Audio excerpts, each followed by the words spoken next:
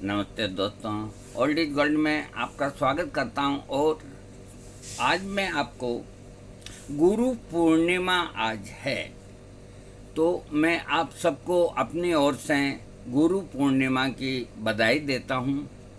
आप सभी अपने अपने गुरु जो हैं उनके आश्रम में उनके पास जाकर के और उनको चरण स्पर्श करें। उनको जो भी आपके पास हैं गुरु दक्षिणा दें और आज के दिन घंटा आध घंटा गुरु के पास जरूर रहें। देखिए, गुरु का जो दर्जा है उस दर्जे को भगवान से भी ऊंचा माना गया। वो इसलिए माना गया, ये परंपरा जो गुरु पूर्णिमा की है ये आज से नहीं, आदि अनादि काल से हैं। इसका जो सबसे बड़ा सबूत है वो ये कि भगवान श्री राम और उनके भाई गुरुकुल में शिक्षा ग्रहण करने गए थे। अब भगवान राम को करोड़ों साल हो गए, तो आप समझिए कि गुरु परंपरा कितनी पुरानी है। तो बहुत महत्वपूर्ण आज का दिन, एक तो गुरु पूर्णिमा, दूसरा आज रविवार और तीसरा आज चंद्र ग्रहण। ये तीनों योग जो एक साथ हैं, तो इनके अंदर चंद्र ग्रहण हो या सूर्य ग्रहण हो, वो किन्हीं को अच्छा होता है, किन्हीं के लिए नहीं होता है।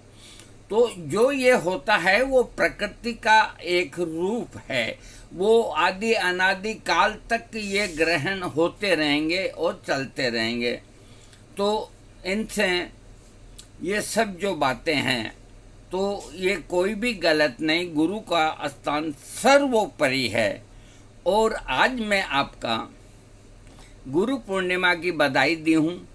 अब मैं गुरु का एक आपको गुरु जी का श्लोक बोल के सुनाऊंगा और उसके बाद बताऊंगा, एक छोटे से कहानी के रूप में आपका 2-3 मिनट लूँगा। बड़ा आपको भी आनंद आएगा कि गुरु क्या नहीं कर सकता। गुरु वो कर सकता है जो कोई नहीं कर सकता। आपका गुरु चाहे कैसा भी हो, विद्वान हो, प्रकांड विद्वान हो अथवा अज्ञान हो, कुछ भी न जानता हो, आपके गुरु की आयु आपसे 20 साल छोटी हो, 20 साल बड़ी हो, ये सब कोई चीजें मायना नहीं रखता। गुरु तो गुरु ही रहेंगे। राजा भोज के गुरु एक बकरी चराने वाला लड़का था। अब कहाँ राजा भोज, कहाँ वो बकरी चराने वाला लड़का, वो उनका गुरु था। द्रोणाचार्य एकलव्य के गुरु थे। एकलव्य ने दक्षिणा के अंदर अपने गुरु को अपना अंगूठा काट के दान में दे दिया। और देखो, इस तरह गुरु को नहीं करना चाहिए जैसा द्रोणाचार्य ने किया। द्रोणाचार्य ने अर्जुन को सर्वोपरि रखने के लिए, धनुषधारी के अंदर सर्वोपरि रखने के लिए एकलव्य से, जब द्रोणाचार्य ने सोच लिया कि ये अर्जुन से भी 10 गुना ज़्यादा पावरफुल है, इसकी ताकत कम कर दो ताकि अर्जुन, क्योंकि अर्जुन के ऊपर उनका विशेष स्नेह था, तो उन्होंने दाहिने हाथ का ये अंगूठा मांग लिया। अब ये अंगूठे के बिना तीर इतना फास्ट नहीं चल सकता। फिर भी एकलव्य ने अंगूठा दिया और द्रोणाचार्य ने अपने मन से उनको आशीर्वाद दिया कि मैंने ये तुम्हारा दक्षिणा में ले तो लिया है, लेकिन तुम्हारे अंदर वही शक्ति रहेगी। इसको कहते हैं गुरु। अब मैं आपको, हाँ देखिए, आज हर कोई अपने अपने गुरु को मनाने जाएंगे, पूजने जाएंगे, और जिनके गुरु नहीं हैं वो अच्छे पात्र को देख के अपना गुरु बनाएं। सुनिए आप, गुरुर ब्रह्मा गुरुर विष्णु गुरुर्देवो महेश्वर, गुरुर साक्षात परम ब्रह्म, तस्मै श्री गुरुवे नमः। अब मैं आपको एक छोटी सी कहानी सुनाता हूँ। आपका समय बहुत कीमती है, मुझे मालूम। देखिए, एक गुरु और एक उनका चेला ये भ्रमण करते हुए एक नगरी में पहुँचे। बहुत अच्छा नगरी थी। पहले के टाइम में शहर को नगरी कहा जाता था। एक गाना है लता जी का, नगरी नगरी द्वारे द्वारे। तो उस वक्त शहरों को नगरी ही कहा जाता था। तो उस नगरी के अंदर पहुंचे तो कहा, बेटा रात हो गई है, यहीं सराय में डेरा डाल देते हैं। पहले धर्मशाला को सराय के नाम से संबोधित करते थे। उर्दू की भाषा में सराय बोलते हैं, हिंदी में धर्मशाला बोलते हैं, जहाँ रात्रि विश्राम। तो उन्होंने एक सराय के अंदर गुरु चेले ने डेरा डाल दिया और कहा, बेटा तुम है, भूख लग रही है और ये थैला ले जाओ, ये 10-5 दो भी। उस वक्त जो सीखे चलते थे कि दो कुछ न कुछ ले आओ, पका के खा के सो जाएंगे, भूख लग रही है। तो चेला अच्छा हष्ट-पुष्ट था और खाऊ भी था। चेला तो चेला ही होता है। तो वो थैला लेकर के जब बाजार में गया नगरी के अंदर, तो सबसे पहले वो सब्जी के लिए आलू खरीद लें। तो उसने पूछा कि भाई आलू क्या भाव है? तो दुकानदार ने जवाब दिया कि टक्के शेर। टक्का बोलते हैं, एक आना होता था उस वक्त में, उसको टक्का बोलते हैं कि टक्का शेर। उस वक्त बाजार सब एक ही होते थे, कॉमन, अलग अलग मार्केट नहीं होते थे कि भाई ये ड्राई फ्रूट का अलग, ये। फिर उसने 1 टका दे करके 1 शेर आलू खरीद लिया। अब थोड़ी दूर बाद आगे बढ़ा तो ड्राई फ्रूट्स की दुकान, काजू पड़े थे उनमें भरे हुए कि ये काजू क्या भाव दिए, ये बादाम क्या भाव दिए। कहा आप चाहे बादाम ले लो चाहे काजू ले लो, सबका एक ही भाव है। क्या भाव है भाई? टक्के शेर। चेला बड़ा घबरा, और कमाल, यहाँ आलू भी टक्के शेर, बादाम भी टक्के शेर और काजू भी टक्के शेर। हर चीज 4-5 जगह पूछी कि सब एक ही रेट। ऐसी नगरी तो अपन ने जिंदगी में नहीं देखी। इनको मारो गोली आलूओं को, बादाम तोल तो हलवा बना के खाऊंगा भाई। बहुत दिनों से खाया नहीं। तो 1-2 किलो बादाम लेके आया। गुरुजी ने कहा क्या ले आया? कि बस अभी आप लेटे रहो, थोड़ा सा घी शीशी से डाल के उसमें चीनी मिला के बढ़िया बाँट वूट करके ऐसा शानदार ये हलवा बनाया, एकदम असली बादाम, और परोस दिया कि गुरुजी भोजन कीजिए, फिर मैं भोजन ग्रहण करूंगा। कि ये क्या है बेटा? ये बादाम का हलवा है गुरुजी। कि बादाम का हलवा है? इतने तो पैसे ही नहीं थे अपने पास। कि आपने कभी मेरे को बताया ही नहीं कि ऐसे ऐसे भी नगरियां होती है। कि क्या हुआ?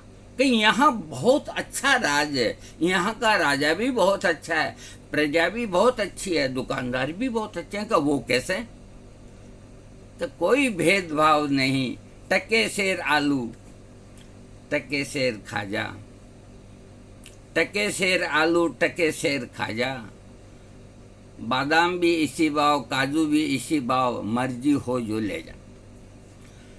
कि ये बात है कहाँ? तो चलो खाना तो खा लेते हैं। खा लिया खाना, तृप्त तो हो गए गुरु और चेला। चेला बड़ा खाऊ था, उसने खूब डट के खाया कि ऐसा मौका बार बार नहीं आता। फिर रात को जब सोने लगे तो गुरु ने कहा कि बेटा ये जो सराय है इसको कल ही खाली कर देना है अपने को। जहाँ एक ही रेट में सब चीज़ें मिलती है तो कभी कोई ना कोई मुसीबत आ जाएगी, तो कल ही यहाँ से अपन प्रस्थान करेंगे। गुरुजी आपको जाना हो तो आप जाओ, मैं बड़ी मुश्किल से तो बॉडी बनाने का मौका आया है और आप कहते हो चलो। मेरे को 15-20 दिन तो गुरुजी आप यहाँ रुको, मैं अच्छा खा लूँ पी लूँ। तो बेटा तू मेरी बात मान जा, कोई ना कोई परेशानी में उलझ जाएगा। कि नहीं गुरुजी, आपको मालूम ही नहीं है, मैं पूरी बाजार की स्टडी करके आया हूँ। लंबा चौड़ा बाजार है, कोई दिक्कत नहीं, नो प्रॉब्लम। आपको रहना पड़ेगा, रुकना पड़ेगा 15 दिन तो मेरे को खूब खाने पीने की। तो कोई बात नहीं बेटा, तू उलझ जाएगा, मेरी बात को मान ले। नहीं मानी बात, अब चेले की बात भी रखनी पड़ती। तो पट्टा रोज जाता बाजार के अंदर और वही बादाम, कभी काजू, कभी क्या, भाई शरीर मस्टंड हो रहा। उधर वहाँ का जो राजा था तो उसने दरबार लगाया और एक आदमी को सजाए मौत थी। तो उस वक्त फांसी पे लटकाते थे, जो गुनाहगार होते उनको फांसी पे लटकाते, प्रजा के सामने राजा वहाँ आसन पे बैठते, उसके बाद फांसी पे लटकाया जाता। तो उस गुनाहगार को लाकर के पेश किया, उसकी अंतिम इच्छा पूछी कि तेरी अंतिम इच्छा है, बोल दे। कि नहीं, मेरी कोई खास अंतिम इच्छा नहीं, मैं गांजा पीता था, एक चिलम गांजे की मिल जाए। तो उसको गांजे की चिलम दे दी, उसने पी ली। कब लगा दे फांसी, कहाँ लगा। तो जो जल्लाद था जिसने फंदा बना रखा था फांसी का, तो वो जल्लाद वो फंदा उसके गले में डाल रहा था, लेकिन फंदे की गोलाई जो थी वो अधिक थी। अब उसका माथा छोटा था। तो जल्लाद ने कहा कि ये जो फंदा बनाया है राजा जी, ये मोटा बन गया, इसकी गर्दन में ये फिक्स नहीं हो सकता है, ये तो बहुत मरियल गर्दन है। तो कोई बात नहीं, इसको वापस उसमें डाल दो और तुम जाओ। और दरवाजे से बाहर अंदर घुसते ही जो पहला आदमी तुमको मिल जाए मोटी गर्दन का, अच्छा ये नाप ले लो इसका फंदे का, उसी को पकड़ के ले आओ। कहाँ ये ठीक रहेगा। तो सैनिक वहाँ से रवाना हो गए। तो इधर इस चेले को स्वाद मुंह लग रहा था, तो इतना कहाँ उसको सब्र। बाजार से ले आते हैं बादाम, वो निकला सुबह सुबह और उधर से वो सैनिक आए। उन्होंने देखा ये बड़ा हष्ट पुष्ट है, गोल मटोल है, लाल सुर्ख है, ये फंदा इसके बिल्कुल सही बैठेगा। कहाँ यार, ये इसकी गर्दन भी बहुत मोटी, कि चलो पकड़ लो इसको। अब उसको पकड़ लिया। पकड़ने के बाद राजा के सामने पेश किया कि महाराजा हम ले आए हैं, इसकी गर्दन खूब मोटी है और ये फंदा इसके बिल्कुल फिट आएगा। अब चेले ने देखा कि ये हो क्या रहा है। कि भाई क्या कर रहे हो तुम, क्या बात है, मेरे को बताओ। कि कुछ नहीं, कोई खास बात नहीं, ये हम किसी को फांसी दे रहे थे, तो ये फंदा बड़ा था, उसकी गर्दन पतली थी, तुम्हारी गर्दन इसके लायक है, तो उसकी जगह हम तुमको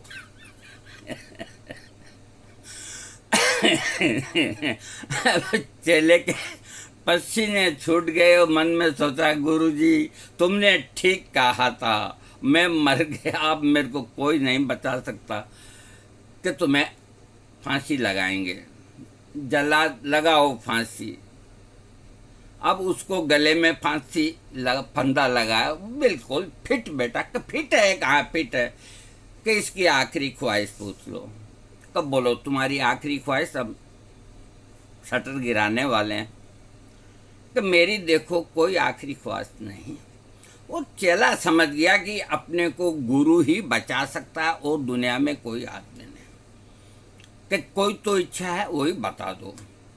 कि मेरे गुरु उस सराय में ठहरे हुए हैं, तो मैं मरने से पहले अपने गुरु के दर्शन करना चाहता हूँ, आप उनको बुला लो। कोई बात नहीं, ये बिल्कुल कायदे की बात है। जाओ सैनिकों, इसको गुरु के बुला के लाओ। सैनिक गए और गुरु के पास। गुरु उनको देखते ही समझ गया कि आज पट्टा कहीं न कहीं मुसीबत में है। तो रास्ते में बातचीत से मालूम पड़ गया कि क्या बात है। तो गुरु गए और फंदे के लगा हुआ और चेला के आंसू आ रहे। तो जाकर के गुरु ने देख लिया कि ये फंस गया है बंदा, अब कैसे इसको निकालें। तो आंखों ही आंखों में गुरु ने कुछ इशारा किया, वो समझ गया। तो कहा, महाराज इसको फांसी मत दो। महाराज ने कहा, क्यों? कि ये मेरा शिष्य है, मेरा चेला है, इसकी उम्र कम है, इसको ज़्यादा दिन जिंदा रहना है, मैं वृद्ध हो चला, तो इसकी जगह ये फांसी मेरे को दे दो। राजा ने सोचा कि भाई जो मरने के लिए दूसरा तैयार है, बात क्या है। तो गुरु ने जाकर के वो फंदा उसके यहाँ से निकाल के अपने गले में डालता। चेला कहता है सॉरी, थोड़ा जुकाम। चेला कहता है कि गुरुजी आपको कैसे मरने दूंगा, मैं आपका शिष्य हूँ, मरने का अधिकार तो मुझको है। अब वो दोनों गुरु चेला उस फंदे को लेकर के आपस के अंदर, राजा उनके हाव भाव को देख रहा कि ये गजब की बात है। ये चेला कहता है कि मैं मरना चाहता हूँ, ये गुरु कहता है मैं मरना चाहता हूँ, जरूर इसमें कोई ना कोई रहस्य वाली बात, मरना कौन चाहता है। तो राजा ने कहा कि एक बात बताओ कि ऐसी क्या बात है जो तुम दोनों ही मरना चाहते हो। तो है कुछ ऐसी ही बात का, नहीं मेरे को बताओ, कि नहीं आपके काम का नहीं, कि नहीं तुम्हें बताना पड़ेगा ये क्या बात है। मरने से तो सब डरते हैं और तुम दोनों कहते हो कि मैं मरूं या आप मरो।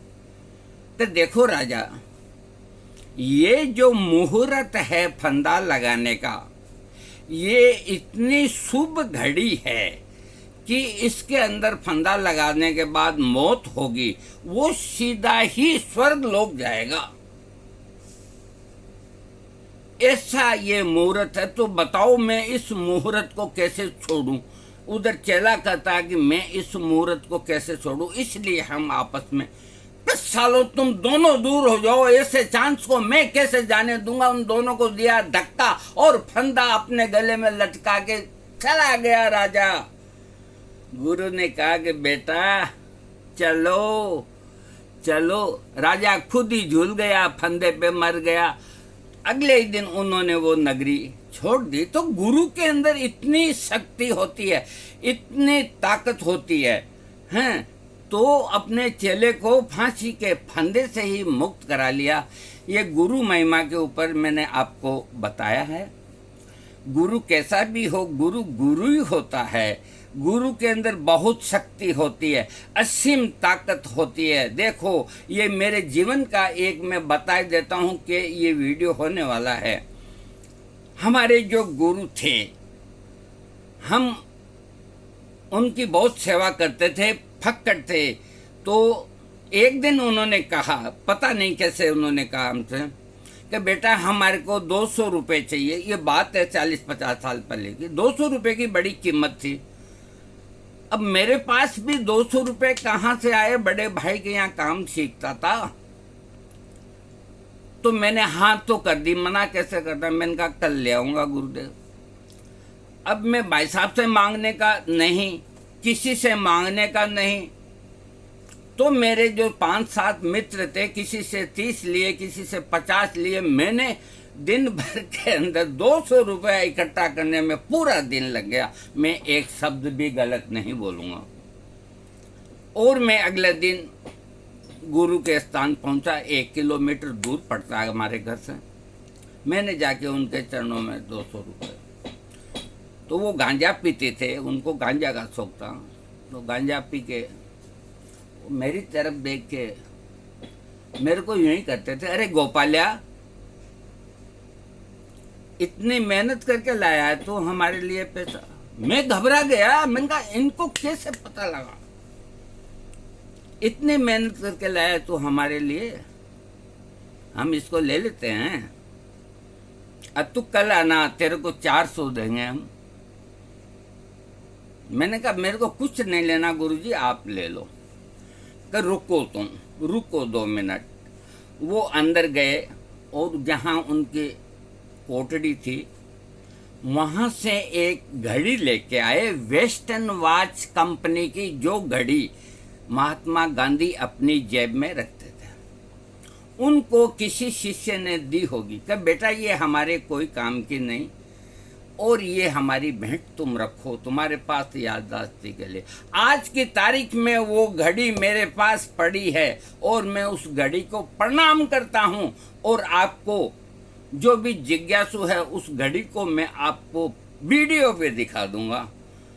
वो घड़ी आजकल मिलती नहीं है। अब मैं जेब में तो देखो नहीं टांग सकता, लेकिन मैं आज जैसे गुरु पूर्णिमा है तो मैं उनको प्रणाम करूँगा। तो गुरु ही हैं। आप गुरु बनाइए, अच्छा गुरु बनाइए, थोड़ा देख समझ के बनाइए। और फिर भी अगर आपके गुरु में कोई कमी है तो कोई चिंता करने की जरूरत नहीं। आप अपने आप में कोई कमी पैदा ना करें। उनका आशीर्वाद, जो आपके गुरु है उनमें चाहे 100 कमी है, उनका आशीर्वाद तुम्हारे को कभी जीवन में असफल नहीं होने देगा। गुरु के अंदर इतनी शक्ति होती है। तो गुरु बनाइए। गुरु महिमा के आज जो भी जयकारे लगाएं, गुरु को दक्षिणा दें, गुरु को प्रणाम करें। और आज चंद्र ग्रहण वैसे भी है दोस्तों। वीडियो बड़ा बन गया, अब मैं क्या करूं। आपको अच्छा लगे लाइक कर दो, नहीं अच्छा लगे तो कोई बात नहीं। आप लोग स्वस्थ रहें, सुंदर रहें। अब मैं आपको इसके बाद मैं अपना जो बनाया है आपके लिए वो पेश करूंगा। आप सभी तंदुरुस्त रहें और मेरी बात पे यकीन करें कि गुरु वास्तव में शक्तिशाली होते हैं।